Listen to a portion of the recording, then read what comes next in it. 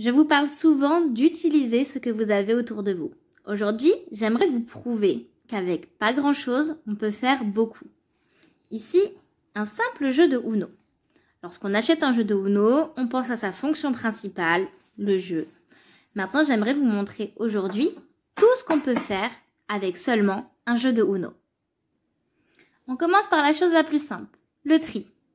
Avec donc nos cartes de Uno, on peut apprendre les chiffres. On va faire tout d'abord du tri de chiffres. On prend la première difficulté, c'est-à-dire on met une seule couleur et on met des cartes ensuite qui auront la même couleur également dessus. C'est-à-dire on choisit par exemple ici la couleur verte, on pose 1, 2 et 3 verts et on propose à l'enfant donc des cartes de la même couleur correspondant à ces chiffres qu'il va devoir trier. Comme ça, il y a un seul niveau de difficulté, la couleur est la même, l'enfant ne se concentre que sur les chiffres. Une fois que les chiffres sont bien compris, on peut tout à fait augmenter la difficulté en proposant à l'enfant des cartes qui ont les mêmes chiffres mais pas la même couleur. On passe à une difficulté supérieure. On peut également faire du tri de couleurs, encore une fois, la même chose. Au début, on va prendre des cartes donc, qui vont être toutes les mêmes. Par exemple, là, ce ne sont que des 8 qui ont des couleurs différentes. Et l'enfant devra poser dessus des 8 qui correspondent à la bonne couleur. Et ensuite, on peut tout à fait augmenter la difficulté en proposant des cartes qui n'ont pas les mêmes chiffres, mais la même couleur. L'enfant devra inhiber la notion de chiffre et se concentrer seulement sur la couleur. Et puis ensuite, on peut très bien imaginer que l'enfant aura beaucoup de cartes à trier et qu'il devra les trier par couleur et chiffre. C'est-à-dire, là, ce sont les 8 ensemble, là, les 2 ensemble, mais hop, un de vert ne pourra pas aller ici. Il devra refaire une autre colonne hop, pour mettre les 2 verts. Avant de présenter ce genre de jeu, on peut tout à fait s'en servir pour présenter la leçon en 3 temps, de façon montessorienne ou de façon dynamique, comme vous pouvez trouver dans les autres vidéos. Exactement comme vous vous serviriez finalement des chiffres rugueux. D'ailleurs, vous pouvez même rendre certaines cartes un petit peu rugueuses en collant des choses dessus, du sable, etc. ou peu importe, ou en faisant des petits points avec de la colle paillette dessus pour les rendre rugueux. Toujours pour apprendre les couleurs et les chiffres, on peut s'en servir en jeu de mémo. Encore une fois, plusieurs façons de le faire. Soit on choisit une seule couleur où on met plusieurs chiffres de cette couleur. Soit on choisit de mettre les mêmes chiffres mais de couleurs différentes. Par exemple, on choisit les 8 et on va mettre les 8 rouges, les 8 jaunes, les 8 verts, les 8 bleus. L'enfant devra mettre en paire par rapport à la couleur.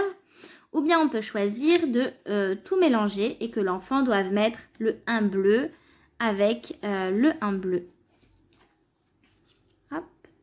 Et puis lorsqu'ils retourneront d'autres cartes, ils devront retrouver par exemple hop là, le 8 jaune et retrouver le deuxième 8 jaune. C'est pas le bon, ça c'est un 8 rouge.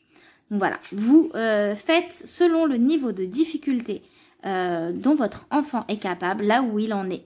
Vraiment, vous choisissez les chiffres que vous travaillez, les couleurs que vous travaillez, vous décidez de mélanger ou non les couleurs, vous décidez de mettre en paire exactement les mêmes cartes, ou bien peu importe tant que c'est un 8.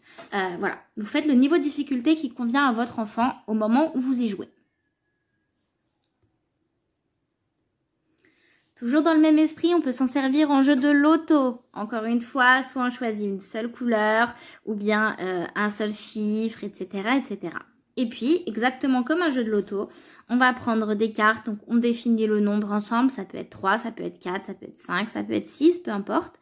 Et puis, on met les mêmes dans la pioche, et chacun notre tour, hop, on va piocher. Et si on l'a, hop, on remplit notre grille de loto. Le premier à avoir terminé aura donc gagné. Selon le niveau de notre enfant, donc en même temps, on nomme les chiffres ou on nomme les couleurs. On peut s'en servir comme un jeu de cette famille. Donc on y joue exactement comme le 7 familles et on définit les familles que l'on veut faire. Soit on peut faire famille de couleurs, c'est-à-dire qu'il y aura la famille verte, la famille rouge, la famille jaune et la famille bleue. Dans ce cas-là, il faudra regrouper les chiffres de 1 à, et on définit jusqu'au quel chiffre on s'arrête, donc de 1 à 7, ou bien de 1 à 9, ou bien de 1 à 3, ou de 1 à 5, peu importe. Ça va nous permettre d'adapter aussi le nombre de cartes par rapport à l'âge de notre enfant. Ou bien on peut choisir d'y jouer, comme j'y joue là actuellement, en faisant des familles de chiffres. La famille des 1, la famille des 2, la famille des 3, la famille des 4, etc. etc. Ce qui nous permettra d'avoir au final 9 familles. Et l'enfant devra donc demander, exactement comme dans un jeu de cette famille, je veux le 1 de la famille rouge, ou bien je veux le rouge de la famille 1, selon la règle que vous aurez définie. Et puis bien évidemment, on peut l'utiliser comme un jeu de bataille, tout simplement. Donc, hop, celui qui aura le plus grand remportera la carte. Il a gagné.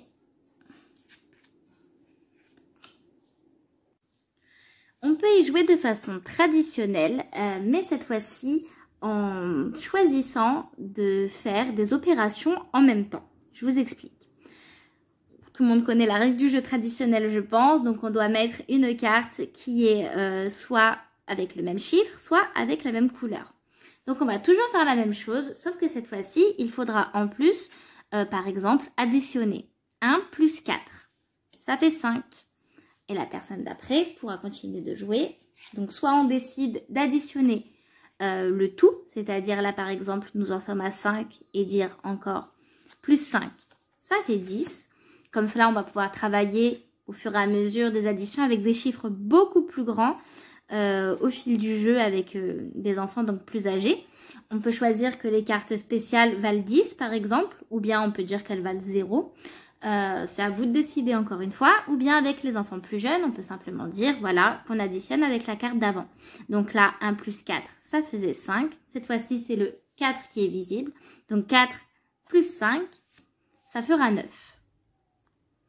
On peut le faire en multipliant également. Donc 4 fois 5 égale 20.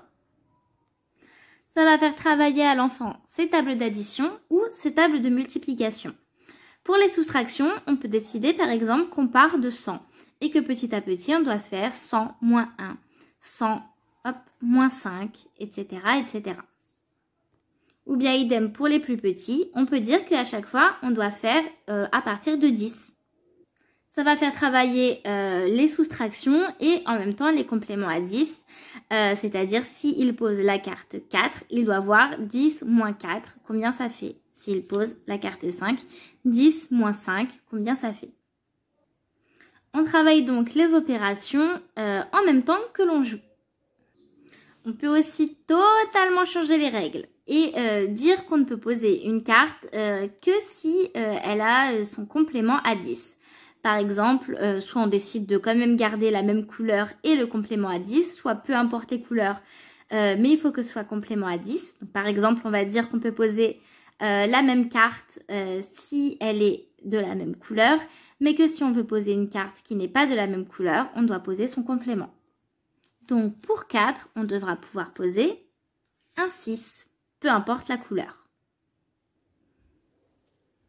Pour travailler le langage, l'observation, la déduction, la logique, etc., on peut faire un jeu du style Oudor Dodo. C'est-à-dire que le parent, par exemple, va cacher quelque chose sous la carte. Ça peut être un petit bout de papier, etc. Et l'enfant va devoir poser des questions pour deviner en dessous de laquelle carte il est caché. On peut en mettre énormément de cartes sur la table tant qu'il n'y a pas deux totalement identiques. Et l'enfant devra poser la question, par exemple, est-ce qu'il est sous un bleu? On va lui répondre, oui, il est sous un bleu. Donc l'enfant devra enlever toutes les cartes qui ne sont pas bleues. On va travailler l'inhibition également. Et ensuite, l'enfant pourra demander, bon là on n'a mis que 4 cartes, donc c'est très simple, est-ce qu'il est sous un 7? Non, il n'est pas sous un 7. Donc, hop, on enlève.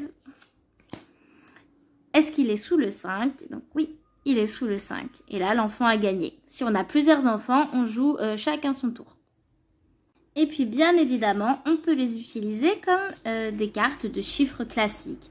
On peut par exemple demander à l'enfant de les classer, donc, hop, dans l'ordre. Donc, 1, 2, 3, etc., etc. Avec ces cartes, on va avoir les chiffres donc de 1 à 9. On peut aussi leur demander de placer leur quantité en dessous, leur quantité de perles ou peu importe. On peut les utiliser dans nos apprentissages dynamiques en disant à notre enfant saute sur le 2 bleu, saute sur le 7 vert. Encore une fois, si l'enfant n'y est pas encore et apprend juste les chiffres, ne maîtrise pas les couleurs, on met une seule couleur et on va lui dire saute sur le 2. Et s'il apprend au contraire les couleurs, et ben on va lui dire saute sur le jaune. Donc voilà, on peut en placer partout dans la pièce et l'enfant devra trouver le bon et sauter dessus. On peut très bien aussi imaginer lui donner un résultat et lui demander de sauter donc sur 2 cartes qui vont donner ce résultat. Par exemple, saute sur des cartes qui font 6. Et là, l'enfant va devoir sauter donc sur le 4 et puis sur le 2 pour que ça fasse 6. Ou bien à l'inverse, lui dire 2 plus 2 et tu dois sauter sur le résultat. Il saute sur le résultat. On peut faire la même chose avec des multiplications en lui faisant sauter donc sur la dizaine et sur l'unité. Par exemple, on va dire à notre enfant 6 fois 4 et l'enfant devra sauter donc sur le 2 et le 4. Et en disant 24 par exemple. On peut les utiliser pour additionner. Par exemple, on tire les cartes une par une. 7 plus 2. L'enfant donne donc le résultat, 9. 9 plus 4, hop, et ainsi de suite. On peut faire la même chose avec des soustractions où on va partir d'un chiffre qu'on peut écrire à côté sur une feuille et puis lui dire à chaque fois moins 7, moins 2, moins 4, etc., etc. Et puis on peut encore les utiliser de 1000 façons différentes.